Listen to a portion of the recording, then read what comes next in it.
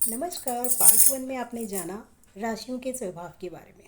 तो आज मैं आपको पार्ट टू में ये बताऊंगी कि आखिर चर राशियाँ होती कौन कौन सी हैं। चर राशि आपकी मेष राशि यानी नंबर वन की जो राशि है आपकी, वो आपकी चर राशि में आती है। तो जो मेष राशि के लोग होते हैं उनकी लाइफ में काफ़ी सारे चेंजेस और मूवमेंट्स होते हैं समय समय पर। अगर अगर आप मेष लगन के हैं या मेष राशि के हैं तो आप देखेंगे कि आपकी लाइफ में काफ़ी सारे चेंजेस हो रहे हैं। अब ये ऐसा नहीं है कि ये 100% होता है, क्योंकि और भी प्लैनेट्स असर डालते हैं। हम सबसे ज़्यादा इस चीज़ को देखते हैं कि आपके अगर 9 ग्रहों में से कितने ग्रह चर राशियों में या अचर राशियों में बैठे हुए हैं या द्विस्वभाव राशियों में बैठे, उनकी पूरी कैलकुलेशन जब आप करते हैं तभी आप जान सकते हैं कि वो जिसकी भी आप कुंडली देख रहे हैं या आपकी अपनी खुद की है, तो उसमें आपको देख के पता चलेगा कि आपके व्यक्तित्व में सबसे ज़्यादा चर राशियों का इम्पैक्ट आ रहा है, अचर राशियों का आ रहा है या द्विस्वभाव का आ रहा है। तो आज हम बात कर रहे हैं अपनी चर राशियों की। तो चर राशि में नंबर वन पे तो आपकी नंबर वन राशि ही आ गई, मेष राशि। सेकंड नंबर पर आपकी आती है कर्क राशि। कर्क क्योंकि चंद्रमा की राशि है, तो चंद्रमा का तो काम ही विचलित करना है या एक जगह स्टेबिलिटी ऐसे लोगों की तो बिल्कुल भी नहीं होती। या तो इनके वो मन पे प्रभाव डालता है या ये सर्विस में ही होते हैं तो उनमें काफ़ी सारे चेंजेस होते हैं। और हमेशा ध्यान रखिएगा कि केवल आप चर राशि या चर लगन देखकर, सॉरी, कर्क लगन या कर्क राशि देखकर किसी भी निर्णय पर नहीं पहुंचिएगा। ये तभी होता है जब आप सारी राशियों को देखें, सारे ग्रहों को देखें, तभी आप उसका एक सार निकाल सकते हैं। ये सिर्फ एक बताया जाता है कि अगर इस राशि के लोग हैं या इस राशि से रिलेटेड उनमें व्यक्तित्व में आ रहा है तो उनकी लाइफ में चेंजेस काफ़ी सारे देखे जाते हैं।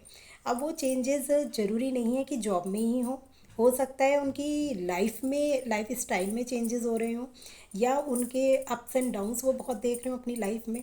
मन, क्योंकि चंद्रमा मन है, मन तो इनकी लाइफ में ऐसा भी हो सकता है कि कभी इनकी लाइफ में बहुत अच्छे अच्छे मोमेंट्स, ये बहुत अच्छे मोमेंट्स जी रहे हैं और अचानक ही इतना बैड मोमेंट इनकी लाइफ में आ जाता है कि इनको अजीब, मतलब ये समझ में नहीं आता कि क्यों हो रहा है। क्योंकि जहाँ पर भी चंद्रमा, वैसे भी कुंडली में आपका जिस भी भाव में चंद्रमा बैठेगा या स्थित रहे, स्थिति उसकी जहाँ भी चंद्रमा की स्थिति होगी, तो उस घर से रिलेटेड आप अपनी लाइफ में चेंजेस ज़रूर देखेंगे, अप्स एंड डाउन्स। यदि चंद्रमा, जैसे इसका इसका एक एग्जाम्पल है कि चंद्रमा यदि आपका फर्स्ट हाउस में बैठा हुआ है, यानी कर्क राशि, यानी या कोई भी राशि वहाँ पर आ रही है परंतु चंद्रमा की प्लेसमेंट आपकी फर्स्ट हाउस में है, तो आप देखेंगे ऐसे लोगों के मूड बहुत जल्दी जल्दी स्विंग्स होते हैं। मतलब वो 1 मिनट में बहुत हंस रहे हैं तो दूसरे मिनट में उन्हें गुस्सा आ रहा है, तीसरे मिनट में वो रो रहे हैं, तो मतलब बहुत जल्दी जल्दी इनके मूड स्विंग्स होते हैं।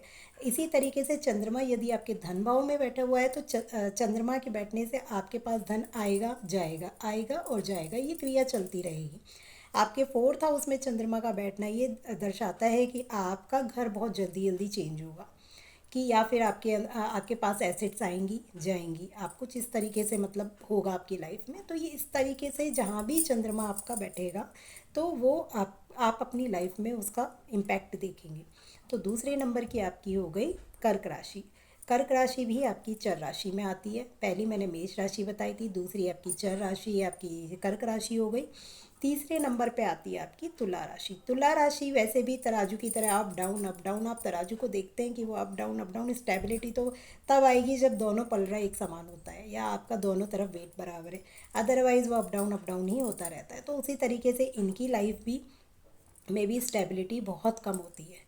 तो इसलिए देखा जाए तो स्टेबिलिटी करने के लिए इनको बहुत ज़्यादा अपनी लाइफ को खुद ही स्टेबल करना पड़ता है कि मैं कैसे अपनी लाइफ को स्टेबिलिटी पे लाऊं, कि मैं दोनों तरफ मेरा जो पल रहा है वो समान रहे। तो इस तरीके से ये भी एक चर राशि है। ये सिर्फ मैं आपको एक एग्जांपल दे रही हूँ कि किस तरीके से आपको याद हो जाए कि ये किस तरीके, क्यों चर राशि हम में से याद करेंगे। जब आप ऐसे कोई एग्जांपल लेके किसी चीज़ को याद करते हैं तो आपको वो जल्दी याद हो जाती है। फिर नेक्स्ट आपकी आती है मकर राशि। तो मकर राशि भी आपकी चर राशि में आती है, जो कि 10 नंबर की राशि है हमारी। उसे नंबरों से याद कीजिए, क्योंकि आपकी कुंडली में जो एस्ट्रो कुंडली बनती है उसमें नंबर ही लिखे रहते हैं। 10, 11, 12 आपने देखा होगा, तो नंबर से ही हमें राशियाँ याद करनी पड़ती हैं। तो 10 नंबर की जो राशि है वो आपकी चर राशि में आती है, जो कि है मकर राशि। मकर राशि के भी लोगों में आप चेंजेस बहुत ज़्यादा देखने को मिलेंगे। एक जगह स्टेबिलिटी उनकी नहीं होती, और ये शनिदेव की राशि भी है। और शनिदेव वैसे तो उनकी एक राशि तो अगर हम देखें, जो उनकी 11 नंबर की राशि है वो एकदम स्टेबिलिटी देती है, जबकि 10 नंबर की राशि स्टेबिलिटी नहीं देती। और जबकि दोनों ही शनिदेव की राशि हैं, इसमें काफ़ी ज़्यादा कन्फ्यूज़न भी क्रिएट हो सकता है, बट इसको कन्फ्यूज़न मत कीजिए। 4 राशियाँ बांटी गई हैं जो चर हैं, और 4 ही स्थिर राशि हैं और 4 ही द्वैत स्वभाव राशि हैं। कुल मिला के 12 राशियाँ होती हैं। तो मैंने तो इसे 1 4 7 10 4 राशि से याद किया। आप भी इसी तरीके से ये लर्न कीजिए, आपको बहुत ईजिली ये लर्न हो जाएगी और समझ में आएगी आखिर क्या है इनका स्वभाव। तो आगे हम जानेंगे आपकी अचर राशि कौन कौन सी हैं, फिर द्वितीय स्वभाव राशि कौन कौन सी हैं। जानने के लिए देखते रहिए वीनस एस्ट्रो। धन्यवाद।